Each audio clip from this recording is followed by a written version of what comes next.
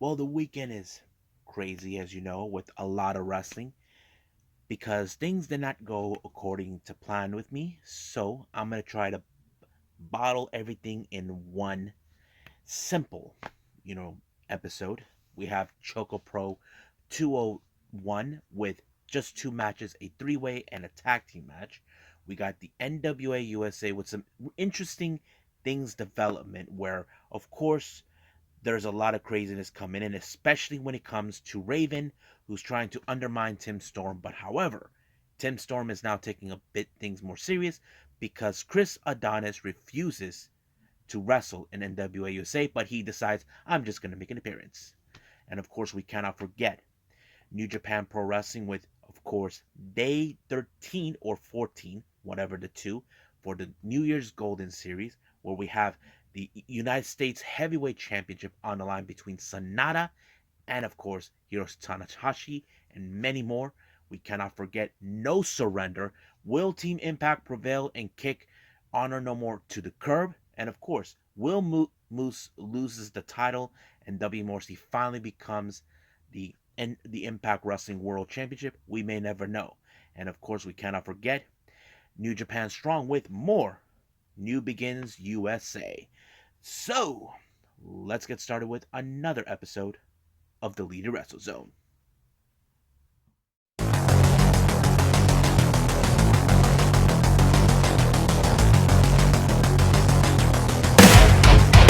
Are you ready? Get up, get up! Get up, get up! Get up, get up! Get up, get up! Get up, get up! Get up, get up!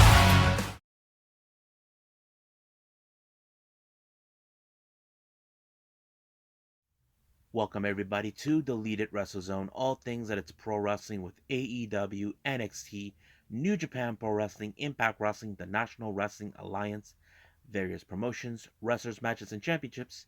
I am your host, Gerard here. So, let's begin with Choco Pro 201. The opening match, and the first match, of course, is a three-way match. We have Chiko Shikawa taking on Shin Suzuki and Yuna Mizumori, a very interesting three-way match. Now, keep in mind, as you know, each person has a unique personality. But, however, as you know, the Chiko Shikawa is known as too much energy. But unfortunately, that same energy did not help her one way or the other, because, of course, you got two of the other competitors who are, in fact, a bit of the powerhouses. You got Shin Suzuki and Yuna Mizumori. But, however, it was Shin Suzuki that won the match when he pinned Chiko Shikawa and allowed himself with the W. Next match is a non-title match. We have Sayaka teaming up with Masahiro Takanashi, taking on the Best Bros. As you know, Best Bros are gaining a lot of momentum. Not only they are the Asian Dream Tag Team Champions, Balinaki is also the undisputed Super Asia champion. So they're looking pretty good. Now, I have to say a little bit of developments between with Sayaka. As you know, she is still on the learning curve, getting better and better at what she do. Not to mention she has a new outfit since last year, late last year. But however, she did put up a good fight. But the ending turned into a very interesting as soon as Mei Suruga put her in the submission, and of course Balinaki tried to hold on away from uh, Masahiro Takanashi to keep him away from saving Sayaka, but Sayaka had no other choice but to tap out. So basically, the Best Bros win. But however, Mei Suruga seems that she is confident enough that she's willing to put the Asian Dream Tag Team titles on the line against CDK, which is Masahiro Takanashi's tag team with Chris Brooks. However, Chris Brooks is out of action for quite some time due to the fact that he contracted the virus. It's still no indication when he will be returning, but I'm sure many fans will like to see that. Now, for the Junkin tournament, we had a very interesting tournament.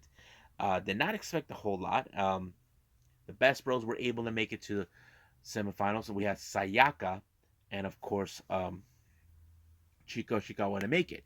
However, it was Sayaka that made it to the finals and took on Balinaki, but fortunately, Balinaki walked out as the victor. So he was 2 for 2, winning two matches, won a regular match and the Jonkin tournament. So he gets the piece of chocolate. So there will be more of ChocoPro real soon with 202. But right now, I believe it's time for NWA USA.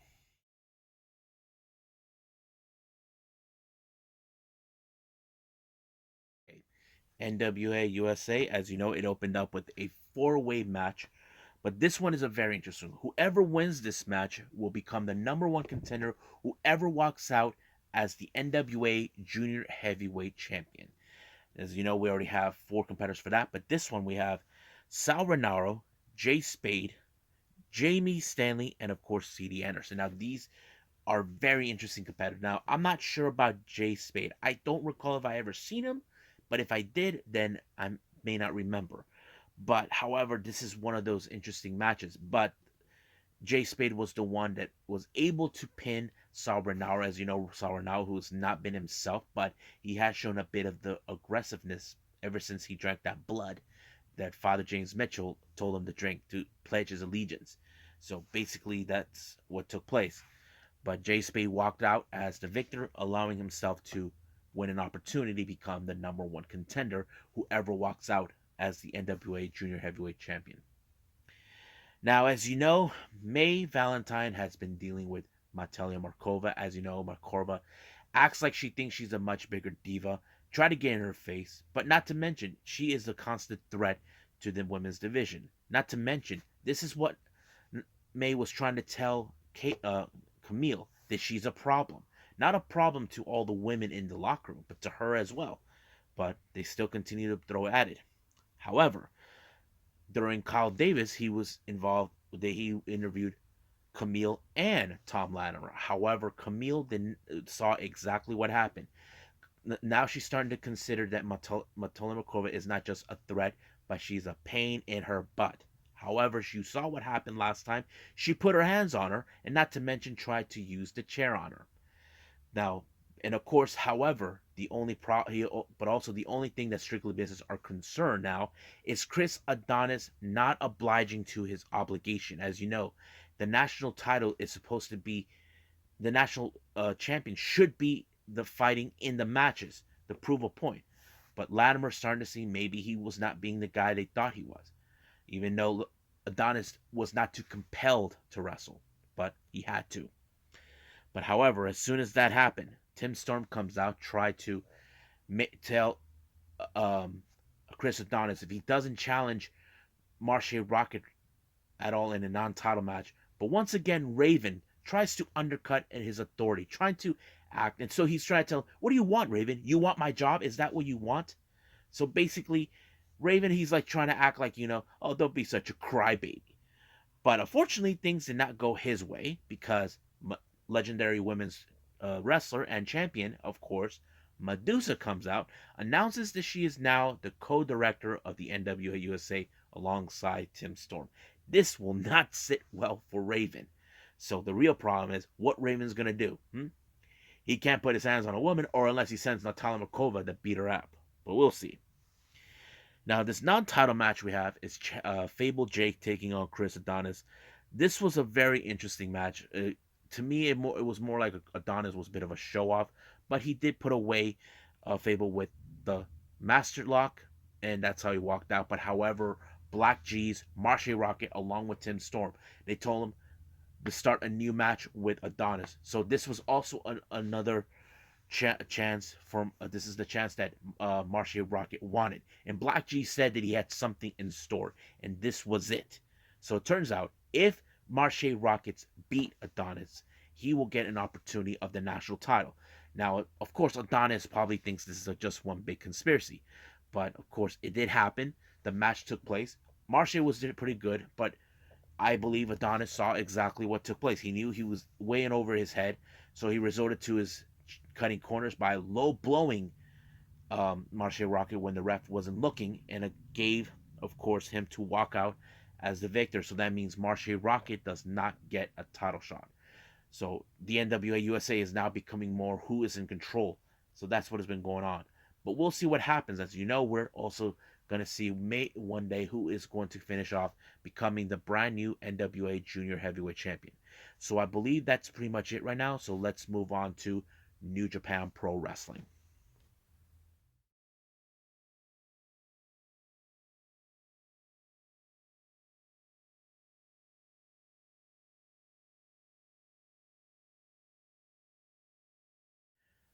Okay, so New Japan Pro Wrestling Day 13th on the 19th of February. This is part of the New Year's Golden Series. It opened up with, of course, a Suzuki-gun consistent of Doiki and Taka Michinoku taking on Koze Fujita and Togi Makabe. Now, as you know, this type of matches always falls into the ones that has the weakest link. Basically, Togi Makabe being the young lion, he most likely be the one to, you know, lose the match, which unfortunately it did happen, all thanks to Doiki when he pulled off the Doiki Choki, as Gino Gambino would say. So they got the W. Next up, another situation we have, of course, Rohi Oiwa teaming up with Toru Yano, taking on Taichi and Minoru Suzuki of Suzuki-gun. Keep in mind, Minoru Suzuki is still trying to get his hands on Yano on every aspect. As you know, the cage was still outside. But however, Minoru Suzuki's eyes are set to get his hands on Yano for their match for the KOPW Provisional Trophy of 2022. But it was Taichi that was able to pick up the victory, putting away Oiwa with the kick, and it was over from there. But Minoru Suzuki did not want to finish with that. He wanted to humiliate more of uh, Toriano when he handcuffed them with the referee. It was wedged into the cage basically. They were not in the cage. So you know how that is. Minoru Suzuki is playing his little mind games, trying to show that he is meaning business, to especially to a guy that he's been dealing with like Yano. Next up, we got chaos between Tomohiro Ishii and Yo taking on the House of Torture, Dick Togo and Sho. Now keep in mind the other members of the respected factions will be involved in the IWGP tag team titles. But as you know, this type of match is personal for both sides. Now, Dick Togo, as you know, he's the kind of guy who would cheat his way out in order to use the garrote, but not this time. It was Yo who actually put Dick Togo out of commission when he submitted him, forcing him to tap out. Now, there are those that would have said he could have just continued to put pressure on his leg to put him out. As you know, wherever evil goes, Dick Togo's there. Possibly that would have been a mistake by Yo, but he let him go anyway. Next up, we got the Great Khan taking on, hey, look, it's Hamna, Tomoaki Hamna. As you know, this is one of those matches where, of course, we're not seeing the much of potential of Great Khan. I feel right now with Togi Makabe, he's just another guy that he could have easily beat. I mean, we've seen the kind of capability Great Khan has been over the last year or so since he first arrived. But, however, he did win the match by using the denominator, and it was over right there. Next up, we got members of LIJ, Hiromu Takahashi, Shingo Takagi, and Naito taking on Yuji Nagata, uh, Satoshi Kojima, and of course Kazuchika Okada. Now keep in mind, this particular match has implications between both Okada and Naito. They're both are set to be in the following day to take on, of course, for the IWGP World Title. But however, it was Shingo Takagi to put up the last dragon onto Yuji Nagata to win the match. But however, Naito is sending a clear message to Okada telling him that he's close and close to obtaining his goal, which is the IWGP World Title. Now, first match of championship, we have the IWGP Junior Heavyweight Tag Team titles in a four-way. Keep in mind, this was official a request made by the Flying Tigers. Now, there are those who believe that Robbie Eagles bit off more than he can chew. As you know, there's been people long line to challenge for these titles. Of course, first we have Bullet Club's the cutest tag team, El Fantasma and Taiji Shimuri, versus Suzuki Goons, Kanemaru and Desperado, versus 6 or 9, which is Taguchi and Master Wato and the Flying Dragons, Tiger Mask, and Rob Eagles. Now, this is one of those matches that kind of tells us, okay, who's going to most likely get out of it. Now, keep in mind, much of this match, El Fantasma knows he can't do the super kick because he cannot rely on the fact that he doesn't have the metal plate anymore. And not only that, he's being inspected every single time because of that situation.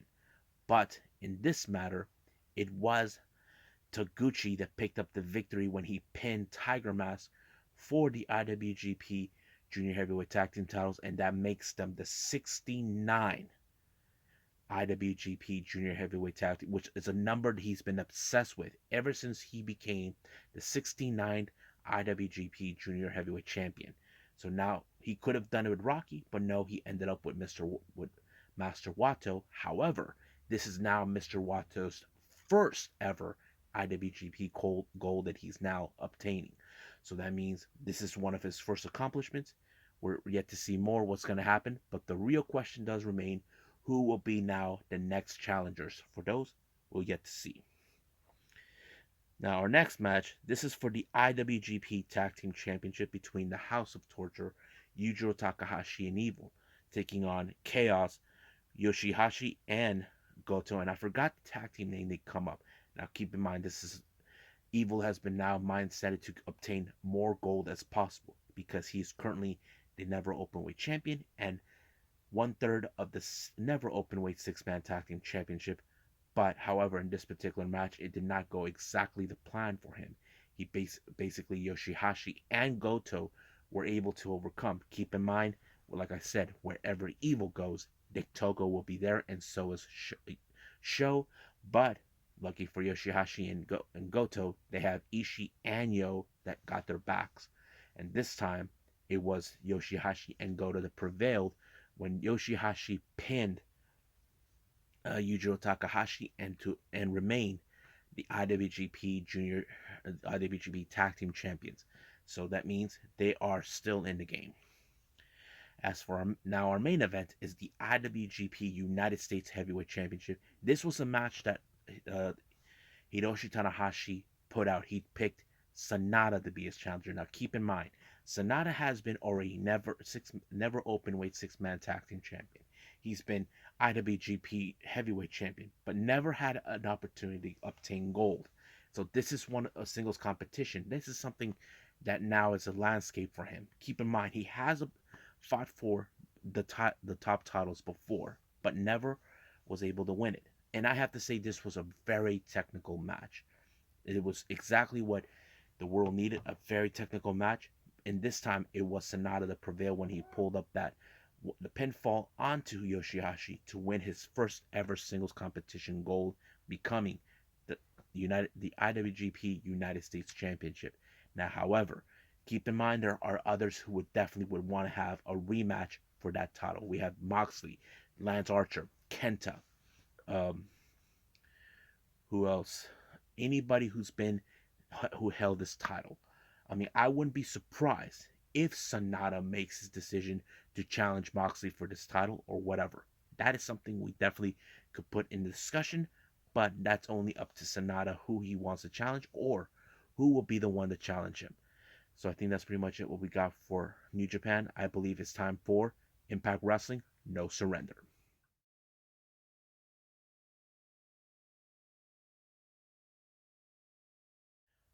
All right, Impact Wrestling No Surrender opened up with the number one contendership for the X Division match. This was already been set upon.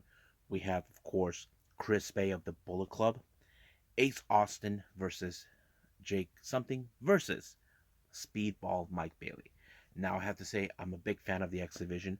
Now, some of you probably question, is Jake Something really should be in it? Because we all thought it was more. No, X Division means no limit. It doesn't matter if how big you are, how it is. We've seen it with what's his name, with Josh Alexander. He wasn't really a high flyer, but there was no limit for him. And I think this was a pretty good match to I mean, many people would have said Ace Austin or Chris Bay would have had the opportunity, but it was Jake Something's power when he pinned Ace Austin in order to become the number one contender.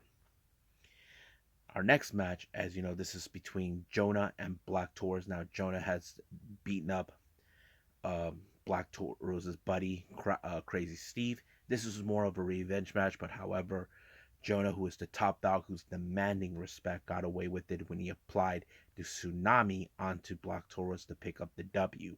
So he walks away with the victory, but the real question is, can anybody stop the top dog? We'll just have to wait and see. Our next match, leader versus leader of the respected factions. We have Eric Young of Violent by Design and Jay White of the Bullet Club. Now, this is one of those tough matches. Now, keep in mind, you know, we can talk about Eric Young, about his history with Impact versus a guy like Jay White, who's been one of the most phenomenal wrestlers in all of wrestling, especially with New Japan. I have to say it was pretty good. No, there was no outside interference. It was a straight up match, but it was Jay White who implied the Blade Runner onto Eric Young to pick up a really good W, and it was over from there. Our next match is the Champ Champ Open Challenge. We have Deonna Purrazzo challenged by Miranda Elise. Now, keep in mind, if you guys know Miranda Elise, she does have a little history with, of course, the ROH Women's title. She challenges Deonna Purrazzo for that title. If you guys remember, she made it to the finals, but she came up so short when she lost to Roxy, and now this was her perfect opportunity to claim a title that she was destined for. But however, she has proven her worth to take on Deonna Purrazzo, but Deonna Purrazzo is a far more better caliber than her when she applied the Fuji armbar, and she had no other choice but to tap out. Next up is the Impact Digital Media Championship, or as Matt Cardona likes to call it, the Impact Digital Media World Championship, which is not. That's what he thinks. However, this match is what Matt Cardona wanted. He knew that Jordan Grace would request this match. Now, this match could have gone a different way, but however, Jordan Grace lost her temper and low blowed Matt Cardona when he was about to use the chair. She was disqualified, allowing for Matt Cardona to retain the champion. So basically, she lost her opportunity from there. But the real question is, where does Jordan Grace goes from there? Now, our next match is the Impact World Tag Team titles. We have the God, Tama Tonga and Tangaloa, taking on the Good Brothers. Now, keep in mind, these two guys known each other for many years. The Good Brothers were part of the Bullet Club, and of course, they believe that the God has been riding their coattails since they left. But however, this was more than that. Basically, they look at the Good Brothers as a bunch of traitors who walked out on Bullet Club many years ago. So this is kind of like a match where they wanted to prove that this is now their time. But the match did not go exactly according to plan. Chris Bay showed up, accidentally caused a problem, but something just struck. Jay White attacked Tama Tonga by applying the Blade Runner, giving the Good Brothers a good victory. But however, we just saw that the Good Brothers seem now they're back with the Bullet Club. But what does this mean for the God? Does this mean they're out? I don't know. But the real question does remain, what is Jay White's now motive? Did he try to get the Good Brothers on his side to start a war with the Elite? Well, that is something we definitely got to see. I think many fans would like to see a Bullet Club versus the Elite. So we will keep an eye on this very closely. Next match is the Impact Knockouts title. This was a match that was already coming. As you know, Tasha Steelz won the first ever Ultimate X Knockouts match where she picked up the X to take on Mickie James. Tasha Steelz has been a fantastic wrestler, not to mention a two-time Knockouts Tag Team Champion, but this was her time to challenge for this title that she felt she earned the right for. And of course, wherever she goes, Savannah Evans is by her side no matter what. So Mickie James did everything possible to try to avoid anything, but however, whatever Savannah was trying to do, apparently Chelsea Green was there to divert it, but it was the DDT that it was in fact a interesting pinfall by Mickey James helped her retain the title. So that means now Chelsea Green is in line for a title shot. And I can guarantee you by this Thursday, Tasha Steelz may not like this. She might feel that she was robbed or screwed, however she wants to portray it. Next up is the Impact World Championship. Now, this was a very intensified match between two behemoths. We got W. Morrissey and Moose. There was no outside interference whatsoever from this one. But I have to say, I was impressed with the intensity, athleticism from Moose. But it was the spear that put Morrissey away to retain the title.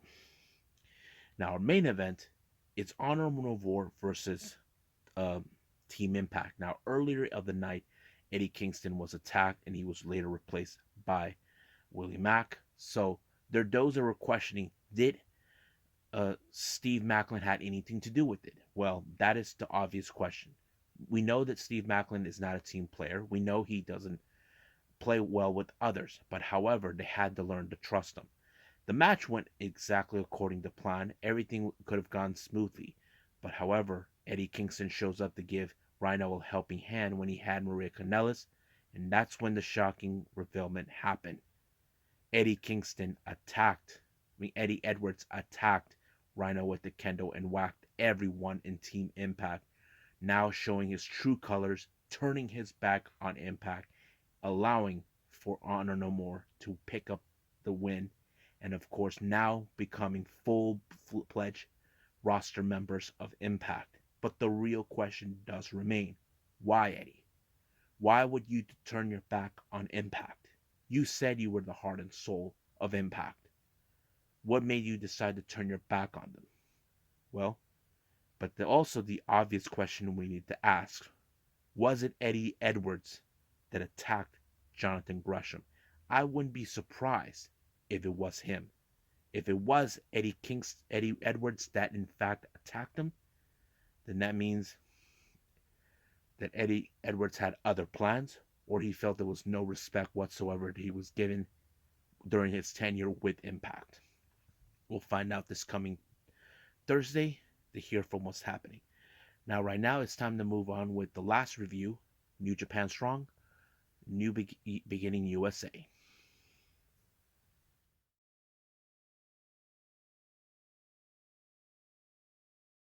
We're back with more with New Japan Strong with the New Beginning USA in Seattle. First match we have is, of course, the LA Dojo members Kevin Knight and the DKC taking on local wrestlers from Seattle. We're talking about Midnight Heat.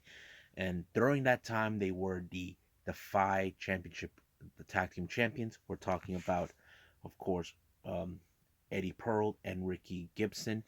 This is one of those matches where we're seeing how impressive and how improved the LA Dojo Young Lions have now evolved. But however, in this particular match, the Midnight Heat walked out with the victory when the ref did not notice that, of course, Ricky Gibson used the ring ropes in order to take the advantage to pick up the victory by pinning Kevin Knight. So this was a bit of a controversial matchup, but however, like I said, the ref did not see it. Next up, we got Gabriel Kidd taking on Mr. No Days Off, Fred Rosser. Now, this was an unbelievable match. As you know, Gabriel Kidd has been dealing with issues in his past, and now he's back, better than he ever was. I'm not sure if he graduated from the dojo itself, but he seems like he's in good shape.